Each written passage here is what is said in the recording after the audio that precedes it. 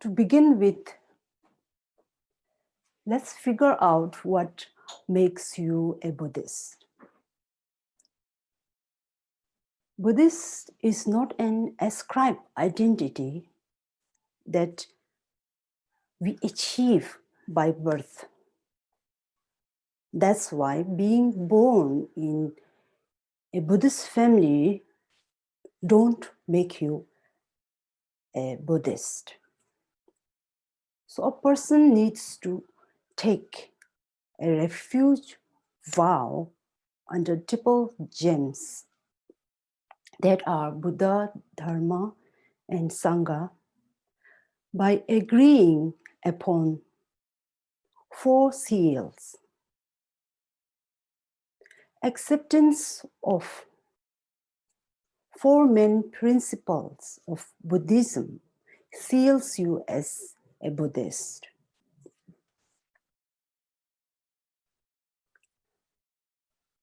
So today, I'm going to enlighten you on are the 4 seals that are indispensable. But in the very beginning, let me clarify that these 4 seals are not an exclusive concept of Buddhism, but these are the genuine nature of phenomena that every individual can sense. The 4 seals are: the first seal, all the compounded things are impermanent. The second seal, all the defiling things are suffering. The third seal, all the phenomena are empty and devoid of self-identity. Fourth seal, liberation is peace. So the first and second seal shows how the conventional things are suffering. And the third seal shows why the conventional things are suffering. And the fourth seal shows how to cease this suffering. Okay, again, first, second, and third seals demonstrate the characteristics of samsara or worldly existence. And the fourth seal displays the characteristics of nirvana or liberation. Now let's open these seals. First seal,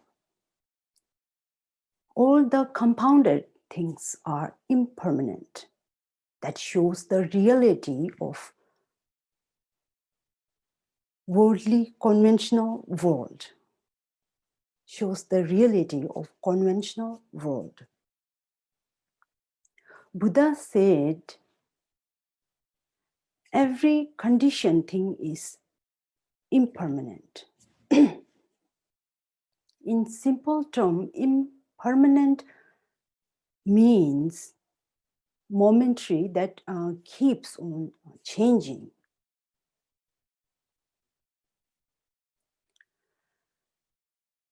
So every existence has this nature of changing.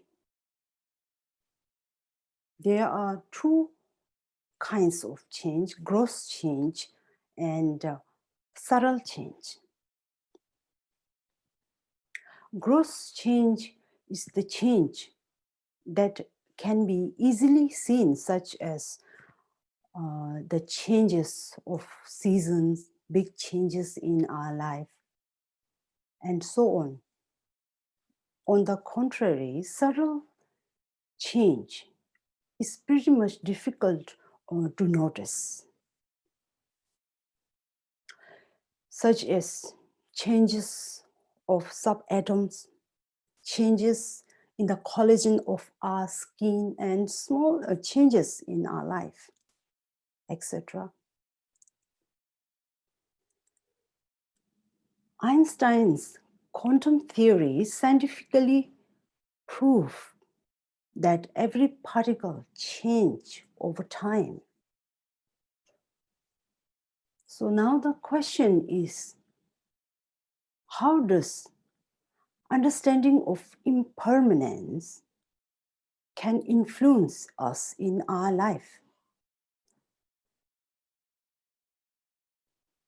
We are well acquainted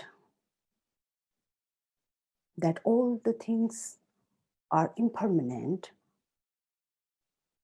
but our wishes for persistent and uninterrupted happiness blinds us to acknowledge the changes that occur right in front of our eyes.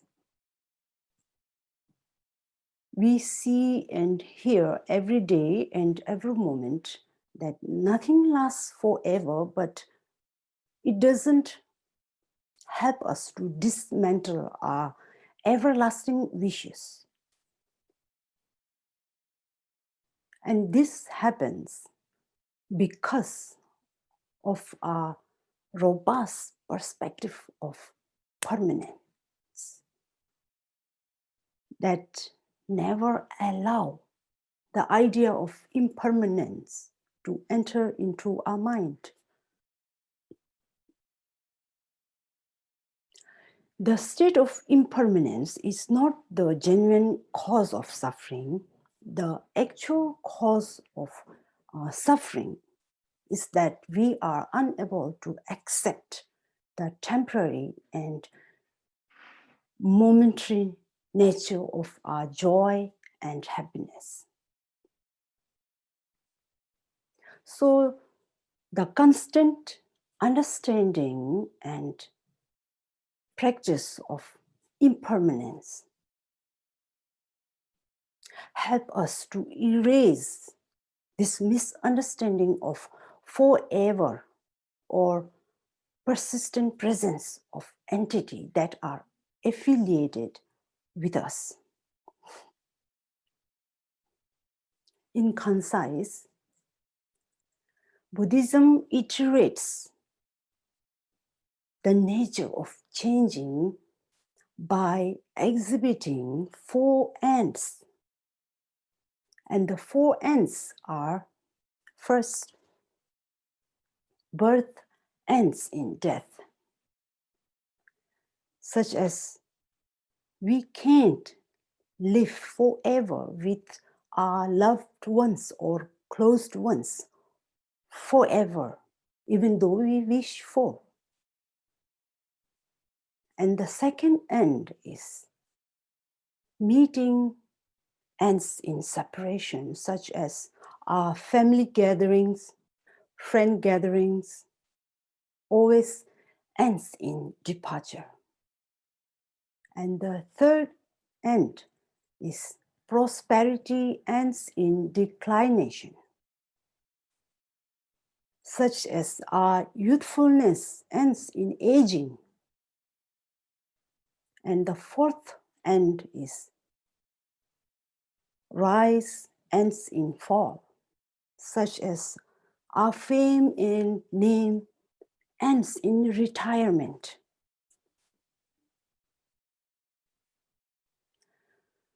So we will suffer if we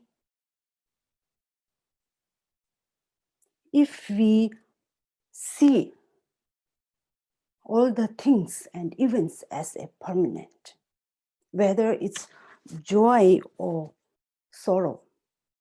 For example, if we fixate on sorrow as permanent, then we won't be able to move on in our life.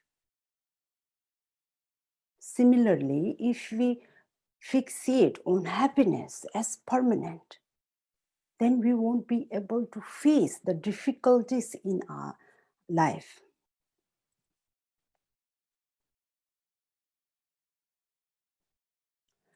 So that's why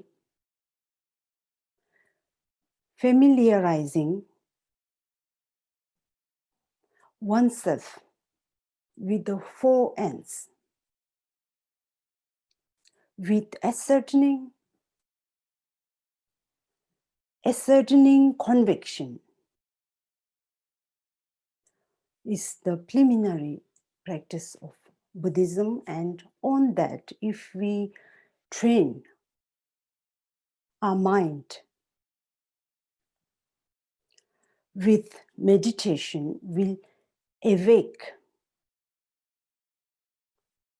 the awareness and mindfulness about impermanence, which means realization of impermanence with certainty, and it will support us to overcome these four ends. Eventually, the actualization of impermanence builds acceptance power and resilience power in us to tackle with any kinds of difficulties in our life. Now let's move to second seal, that is, all the defiling things are suffering. Worldly existence is called defiling because of its two reasons. Firstly, its degenerative nature, such as being unreliable, temporary, empty, and so on. And secondly, it causes afflictive and painful emotion in us. Now the question is, why do we suffer? We suffer because of two reasons. First, we suffer when we don't achieve what we wish for, such as success, promotions, and the person we love, and so on. And secondly, for encountering undesirable things that we don't wish for, such as failure, unpleasant things, and people. Again, how do we suffer? We suffer by conceiving subjects in four incorrect ways. First, by grasping all the defiling things as perfect. And second, grasping temporary things as permanent. Third, grasping suffering as a bliss. And fourth, grasping self-identity less with identity.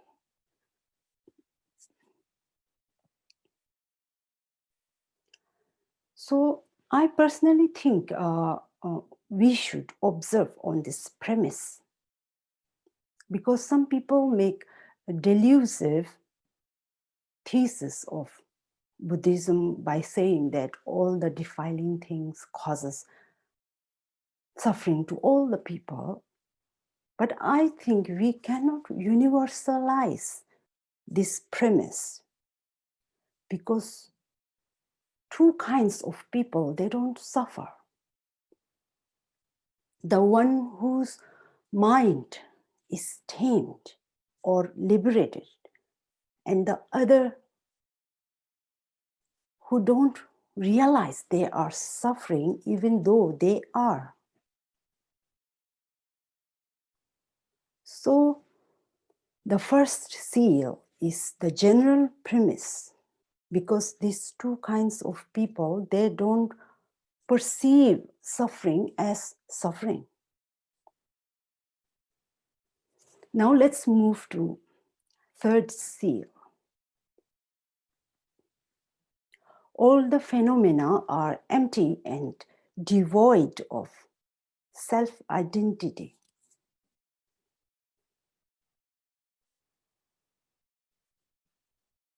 Buddhism believes that every matter is an aggregate compiled by particles, and our mind is a stream of consciousness. That's why object and mind lack its own identity of single or whole. Exponent Chandrakriti applied Madhyamika epistemology reasonings to deconstruct the object and self-conception in Madhyamika Avatara text. Similarly, in the Western world, atomic theorists were able to prove the atomic level of objects. And psychologist William James proved that our mind is a stream of consciousness. So now the question is, what is wrong in perceiving objects as a whole and not as a part? Okay, so if we see an assemblage of particles as a single object and the stream of our consciousness as a single self, then we will begin to grasp it. Then we will label it as such and such things. Then we will give it a value. And we will try to own it by claiming mine thing and yours thing. From this mine and yours partition, sectarian view take birth, along with discrimination, judgments, prejudice, hostility, and attachment. And a whole new story of our samsara begins. Gestalt theory of humanistic psychology asserts that people tend to see the parts of object collectively and label it as a single identity. Buddhism also states that if we see the absence of single identity of object and mind, then we will be able to understand the true nature of emptiness. And it will mitigate an excessive clinginess and attachment in our life. Now, the fourth seal. Liberation is peace, and it shows how to break free from this suffering. In this world, our mind is entangled with emotions and our life is overwhelmed with issues. But that is not the end of our happiness and our life. We have way out of it.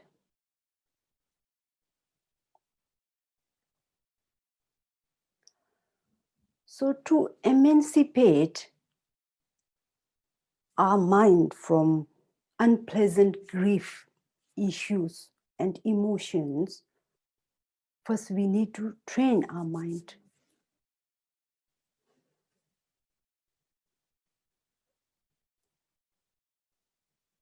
Our mind's true nature is pure, gentle, peaceful, and luminous with love and kindness. So we train our mind to retrieve its nature,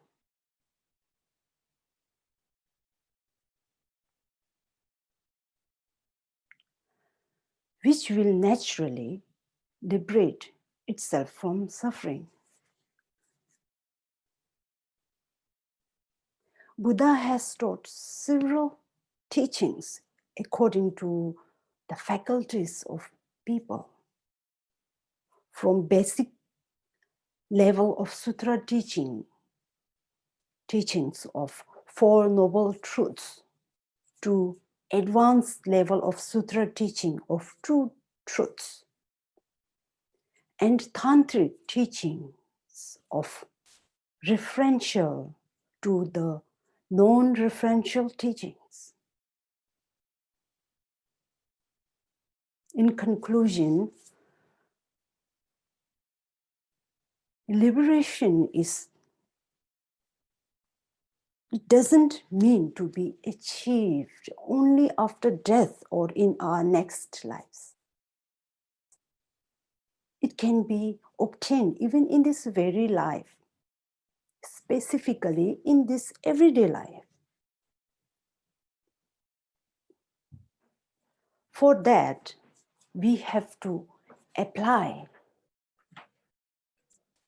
the practice of training in our daily routine. So that's all for today, and we'll catch you next time with new topic.